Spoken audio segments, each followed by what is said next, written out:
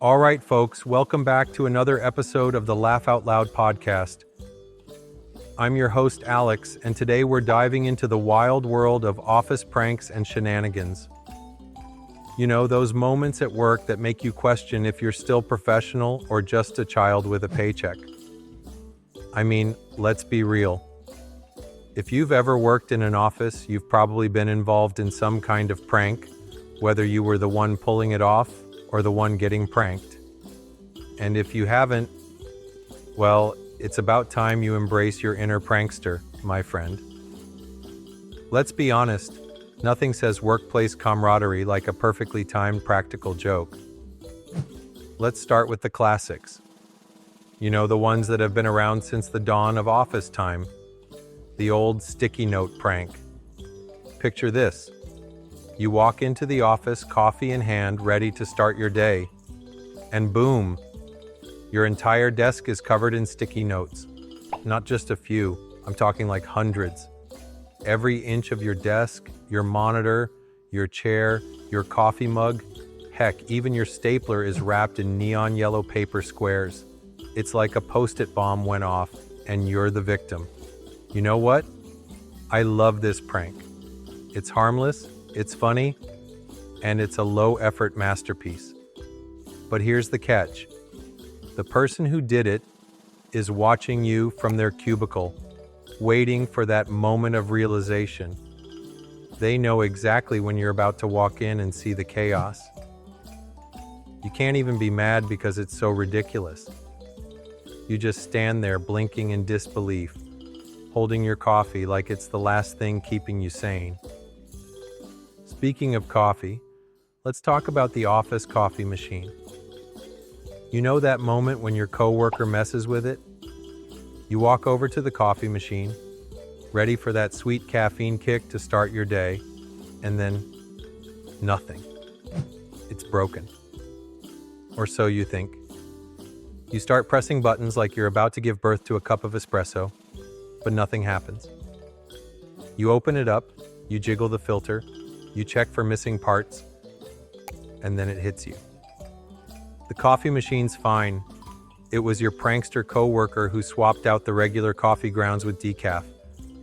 Now you're sitting there holding a cup of what might as well be hot water, trying to keep it together. But inside, you're screaming.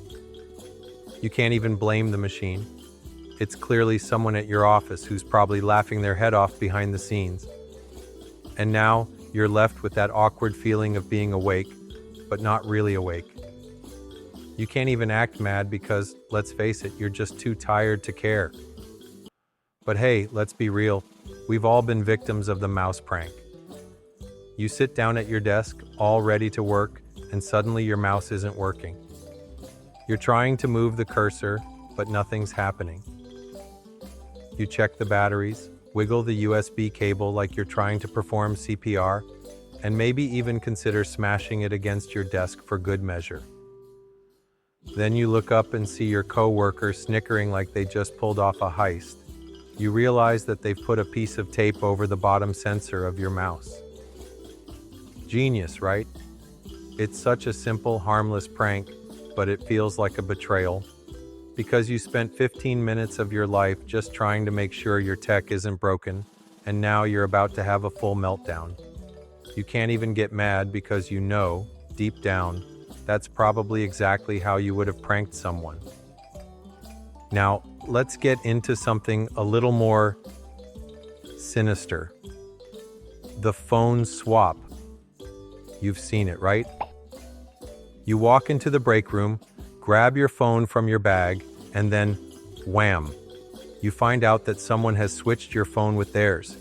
You can tell because your wallpaper is now some random dog in a tutu, and your screen is full of weird apps that you've never seen before. You panic, thinking you've lost your phone, but it's right there in front of you. You start texting someone, and suddenly you realize your friend is getting the weirdest texts that have nothing to do with what you intended to send. It's all fun and games until you realize that you're now texting your boss saying, "Can't wait to see you in your Halloween costume tomorrow." Oh, and don't get me started on the sarin wrap prank. That's the one where your coworkers wrap your entire cubicle with clear plastic wrap. You walk into the office, coffee in hand, and as you approach your desk, you realize something's off. You get closer and it hits you. Your workspace is completely wrapped in saran wrap like it's a new luxury package. But here's the thing. It looks so fancy at first, like someone just got hired to be your personal interior decorator. And you stand there, half impressed and half annoyed, thinking, how long did it take them to do this? And why does it look so professional? You try to get in, but end up stuck in the plastic, flailing around like a fish out of water, trying to get to your computer. And here's the kicker. Someone's already watching from afar, giggling, waiting for you to try to break free. I mean, it's harmless, but at the same time, you feel like you've been trapped in a weird plasticky maze. And the worst part, you have to peel it all off yourself. And it sticks to everything. Your clothes, your hair, your soul. It's a mess. But then we get into the more creative office pranks. I'm talking about the voice message prank, where your coworker leaves voice memos all over your phone. You think you're getting a professional voicemail about an upcoming meeting, but instead it's a 20-second recording of someone loudly chewing their lunch. Or the worst, someone singing your name in the creepiest way possible. That's when you start realizing that maybe your office isn't just a place for work anymore. It's a battleground. It's like survival of the fittest, but with more sticky notes and fewer actual tasks getting done. And of course, there's always that one person who takes it too far, like when they replace the entire contents of your desk with rubber chickens. Or worse, fake spiders. Let me tell you, there is no worse feeling than sitting down at your desk and thinking there's a giant hairy spider right next to your coffee cup. Your brain doesn't even have time to process it, it's just fight or flight. And you choose flight. And by flight, I mean running to the nearest exit to recover. But then, of course, there's the most legendary prank, the fake email from HR trick. This is the one where someone makes a convincing fake email saying that you're either getting a raise or getting fired. You open it, and for half a second, your heart stops. Your brain goes into overdrive. You think, did I do something wrong? Or why did I not see that raise coming? But then, as you read more, you realize it's all just a joke. HR didn't email you anything, and you're just a victim of your own paranoia and a well-executed prank. And you can't even stay mad about it because you know, you would do the same thing if you had the chance. And that's the beauty of office pranks. They're a little bit annoying, a little bit embarrassing, but always hilarious. They're like the spice of office life. And without them, things would be just, well, boring. But hey folks, remember, if you're going to pull a prank, make sure it's harmless. No one wants to deal with a prank gone wrong, especially when it involves a stapler to the face or a computer screen being smashed. It's all about having fun, not making someone regret ever sitting next to you in the first place. All right, that's enough office shenanigans for today. I hope you've been inspired to pull a few harmless pranks at work.